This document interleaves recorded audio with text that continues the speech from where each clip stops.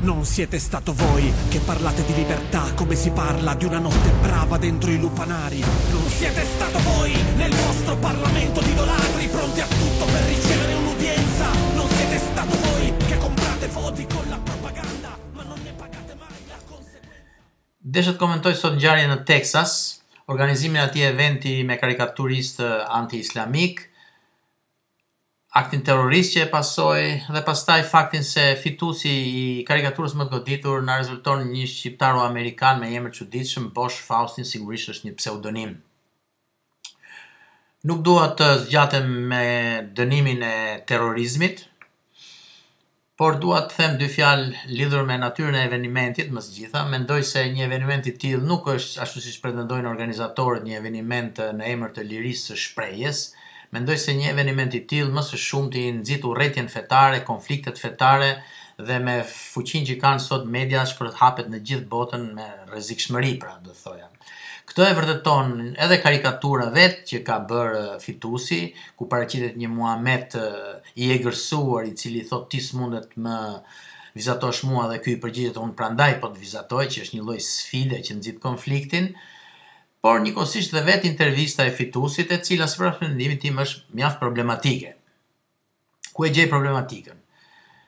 Mbi të gjitha në faktin se ai nuk është se merret me ekstremizmin islamik apo me instrumentalizimin e fesë islame, por i shikoj një qëndrim kundër fesë islame në përgjithësi, që është një fe mjaft e përhapur sot në botë, kuptohet, dhe që cënon mjaft njerëz në botë sot, duke karakterizuar atë si një fe që është një fe për nga natyra e saj e pareformueshme, një fe që nxit urrëtie dhe akuzon dhe presidentët amerikanë që kanë dezinformuar popullin amerikan mbi natyrën e kësaj feje.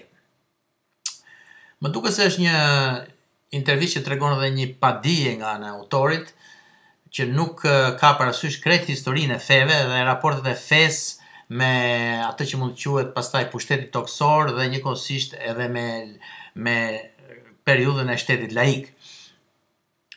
Në qoftë se do t'i referohemi fjalës reform, ajo vjen nga Luteri, i cili ka akuzuar pikërisht Kishën Katolike se ka deformuar mesazhin fillestar të Krishtit, që është mesazhi i dashurisë, mesazhi i raportit direkt me Zotin etj. Në emër të një pushteti toksor. Dhe kjo është një problem që kanë pasur të gjitha fetë në historinë botërore.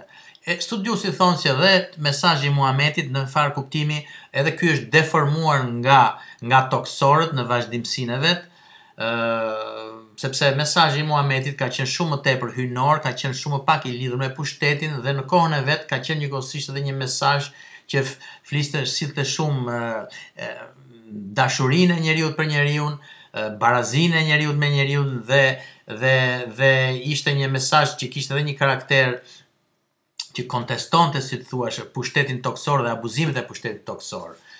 Pra, historia e feve dhe raportit me pushtetin toksor ka qenë gjithmonë ndërlikuar. Mendoj që nëse do t'i referohemi periudhës së sotme të fesë islame, edhe këtu kemi të bëjmë me një instrumentalizim të fesë, kur bëhet fjalë për terrorizmin islamik, pra, ose për ngjarje të tilla siç sjell ISIS-i, që kanë origjinën tek situatat, kontekstet aktuale. Mendoj se kryesisht mbi probleme të mëdha social-ekonomike që përjetojnë shumë vende arabe, me elitat e shumë vendeve arabe që edhe pse laike dhe pro-perëndimore kanë bërë shumë korrupsion dhe kanë bërë shumë padrejtësi, duke ngjallur pra mëri dhe duke bërë fenë si një refuzh për njerëzit. Njëkohësisht edhe me mjaft probleme që ka krijuar perëndimi me shfrytëzimin e resurseve të këtyre vendeve, apo qoftë me konfliktin palestinezo-izraelit. Pra, tjetër gjë është feja islame, tjetër gjë është ky kontekst ku instrumentalizohet feja islame. Po ashtu, nëse do t'i referohemi intervistës autorit mbi pandryshueshmërinë e fesë islame, mendoj se një nga arsyet e mëdha pse bota ka ndryshuar, edhe bota katolike, ka qenë edhe në lëvizjet e mëdha laike, ateiste, iluminizmi, pra ndryshimi i një feje dhe i raportit të besimtarëve të një vendi me pjesën e vet laike është një proces i gjatë historik ku edhe në vendet arabe e gjejmë, ndoshta jo kaq të zhvilluar, po kemi parasysh se bota islame është më e madhe se sa bota arabe, kemi edhe Turqinë që ka qenë një shtet laik kryesisht etj. Kemi edhe vetë vendin ton i cili njihet për laicitetin e vet.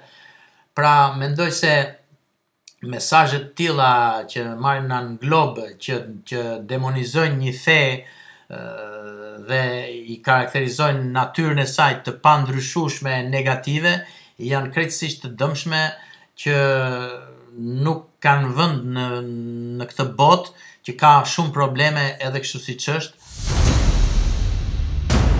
Non siete stato voi che parlate di libertà come si parla di una notte brava dentro i lupanari. Non siete stato voi nel vostro parlamento di idolatri pronti a tutto per ricevere un'udienza. Non siete stato voi che comprate voti con la propaganda ma non ne pagate mai.